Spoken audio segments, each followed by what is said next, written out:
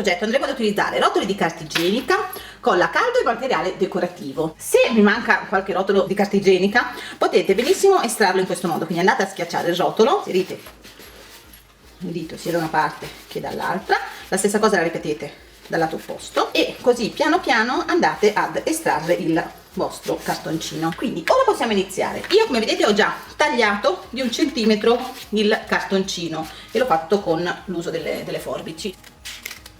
Per il nostro calendario dell'avvento ve ne serviranno 24.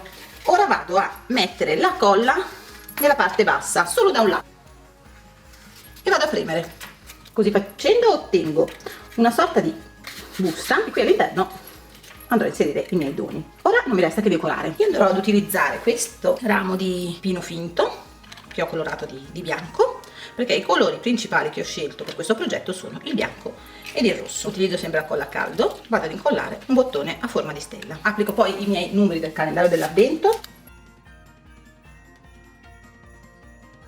e ora non mi resta che mostrarvi come ho decorato le altre 22 taschine. Sempre con la colla a caldo attacco le mie tasche su un pannello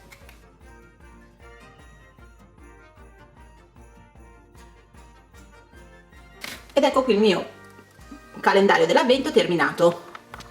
Qui ho utilizzato del cordoncino, qui dei bastoncini delle lecca, delle palline, un adesivo, ho fatto un disegno, sempre un adesivo, dei batuffoli di cotone, un fiocco, dei nastri, un vecchio centrino, sempre dei cotton fioc, ho fatto un angioletto con del centrino di carta, della stoffa, una candela, delle perle, del wish tape, uno zuccherino di plastica, carta, anche qui un centrino. Come avete visto invece questi due li abbiamo fatti insieme. Ed ecco qui il mio progetto terminato. Fatemi sapere con un commento qua sotto che cosa ne pensate. Se il video vi è piaciuto condividetelo con i vostri amici e mettete un bel pollice in su. Vi ringrazio per aver visto anche questo video.